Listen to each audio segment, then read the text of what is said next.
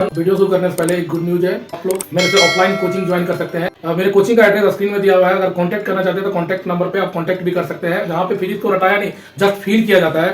Good morning everyone, आप सबका फिर से मेरे चैनल साइंटिफिक क्लास में स्वागत है। आज 11th क्लास की वीडियो को लेकर आने वाला हूँ। 11th क्लास का जो फर्स्ट चैप्टर है फिजिकल वर्ल्ड एंड मेजरमेंट, आज उसको वीडियो लेकर आया हूँ। इसको आप शॉर्ट नोट बोल ले चाहे एग्जाम पॉइंट व्यू से टॉपिक बोल ले, इस शॉर्ट नोट को एक बार आप जरूर देखें। इस शॉर्ट नोट को देखने से ये होगा कि आपका सारा का सारा क्वेश्चन 11th के एग्जाम में बन जाएगा। तो फिर देर ना करते हुए वीडियो को शुरू करते हैं। दोस्तों हाँ, अगर वीडियो को अच्छा लगे तो वीडियो को लाइक करें, चैनल को सब्सक्राइब करें एंड वीडियो को शेयर कर दें। चलिए शुरू करते हैं। फर्स्ट जो चैप्टर का नाम है फिजिकल वर्ल्ड एंड मेजरमेंट, इसमें 2 चैप्टर आता है। इसका जो फर्स्ट टॉपिक है fundamental forces in nature. Fundamental forces in nature 4 type का फोर्स होता है दोस्तों। नेचर में जो फोर्स पाया जाता है फंडामेंटल का 4 टाइप का आ जाता है। Strong nuclear force, electromagnetic force, weak nuclear force और ग्रेविटेशनल फोर्स। जो फर्स्ट आता है स्ट्रॉन्ग न्यूक्लियर, ये सबसे ज्यादा स्ट्रॉन्गेस्ट फोर्स होता है। ये सबसे ज्यादा स्ट्रॉन्गेस्ट फोर्स होता है। तो सबसे ज्यादा वीकेस्ट कौन सा हो जाएगा? तो वीकेस्ट जो फोर्स होगा वो ग्रेविटेशनल हो जाएगा। तो दोस्तों यहाँ पे ध्यान दे, सबसे ज्यादा स्ट्रॉन्गेस्ट पूछा जाएगा तो स्ट्रॉन्ग लिखा हुआ तो स्ट्रॉन्ग न्यूक्लियर फोर्स।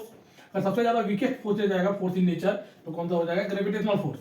क्वेश्चन और भी बनता है इसका ऑर्डर।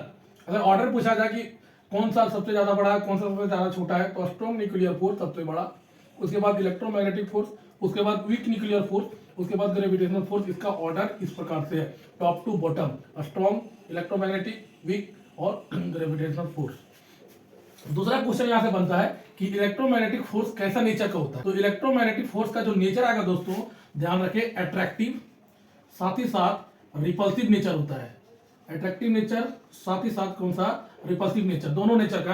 क्योंकि इलेक्ट्रोमैग्नेटिक फोर्स में चार्ज का यूज होता है, और चार्ज अगर लाइक रहेगा तो रिपेल करता है, तो वहां से रिपल्सिव आ जाएगा। चार्ज अगर अट्रैक्ट रहेगा तो वहां से अट्रैक्टिव आ जाएगा। तो इस प्रकार से इलेक्ट्रोमैग्नेटिक फोर्स का अगर नेचर पूछा जाए तो अट्रैक्टिव और रिपल्सिव। उसी प्रकार से अगर ग्रेविटेशनल फोर्स का अगर नेचर पूछा जाए तो हमेशा रखें दोस्तों, ये 2 बॉडी के मास के बीच में लगता है, इसलिए ये हमेशा अट्रैक्टिव नेचर का होगा।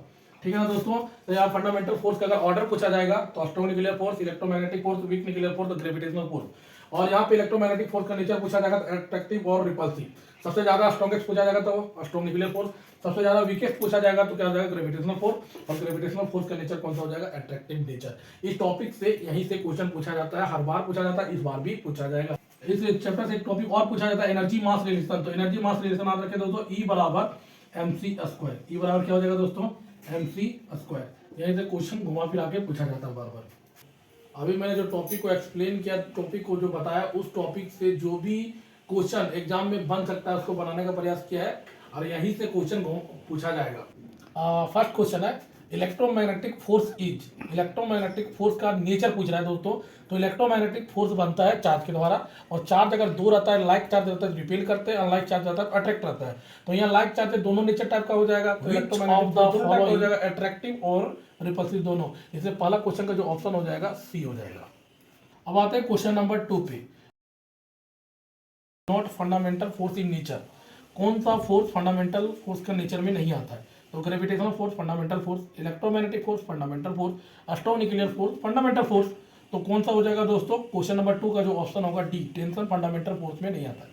अब आते हैं क्वेश्चन नंबर 3 में, strongest forces in nature. Nature में आते हैं, पूछ रहा है कि फंडामेंटल फोर्स में कौन सा स्ट्रॉन्गेस्ट फोर्स होता है? तो ग्रेविटेशनल फोर्स नहीं होगा, वीक फोर्स नहीं होगा, इलेक्ट्रोमैग्नेटिक फोर्स नहीं होगा, कौन सा हो जाएगा? Nuclear force. तो न्यूक्लियर फोर्स सबसे ज्यादा स्ट्रॉन्गेस्ट होता है। क्वेश्चन नंबर 4 बोल रहा है वीकेस्ट फोर्सेस इन नेचर। कौन सा फोर्स वीकेस्ट नेचर का है? तो एक चीज याद रखिए दोस्तों, स्ट्रॉन्ग न्यूक्लियर सबसे ज्यादा स्ट्रॉन्गेस्ट होता है, वीक न्यूक्लियर 3rd नंबर का होता है, इलेक्ट्रोमैग्नेटिक 2nd नंबर का होता है। जो सबसे ज्यादा वीकेस्ट होता है तो वो ग्रेविटेशनल फोर्स सबसे ज्यादा वीकेस्ट होता है। अब आते हैं क्वेश्चन नंबर 5 में।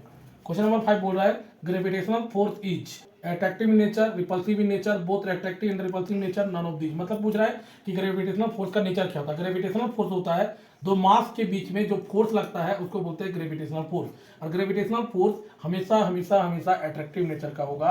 इसलिए क्वेश्चन नंबर 5 का जो आंसर हो जाएगा ए। अब आते हैं क्वेश्चन नंबर 6 में, which of the following order is correct for the relative strength of fundamental force. मतलब पूरा फंडामेंटल फोर्स का रिलेटिव स्ट्रेंथ, मतलब स्ट्रेंथ के अकॉर्डिंग इसको सजाना है। तो सबसे ज्यादा जो फंडामेंटल फोर्स में सबसे ज्यादा स्ट्रॉन्ग होगा वो हो जाएगा स्ट्रॉन्ग न्यूक्लियर फोर्स, सेकंड हो जाएगा इलेक्ट्रोमैग्नेटिक फोर्स, और थर्ड हो जाएगा वीक न्यूक्लियर फोर्स, और सबसे ज्यादा जो वीकेस्ट में आएगा ये हो जाएगा ग्रेविटेशनल फोर्स। सबसे ज्यादा स्ट्रॉन्ग, उससे कम उससे कम और सबसे कम कौन सा हो जाता है, ग्रेविटेशनल फोर्स। तो ये इसका करेक्ट ऑर्डर है। थैंक यू दोस्तों, अगर वीडियो अच्छा लगा हो तो वीडियो को लाइक करें, चैनल को सब्सक्राइब करें और वीडियो को शेयर करें ताकि नया दोस्त और भी वीडियो के माध्यम से हमसे जुड़ सके। दोस्तों अगर मुझसे आप ऑफलाइन कोचिंग पढ़ना चाहते हैं तो मेरा ऑफलाइन कोचिंग हजारीबाग में आके हमसे मिल सकते हैं डायरेक्ट मेरे ऑफिस में।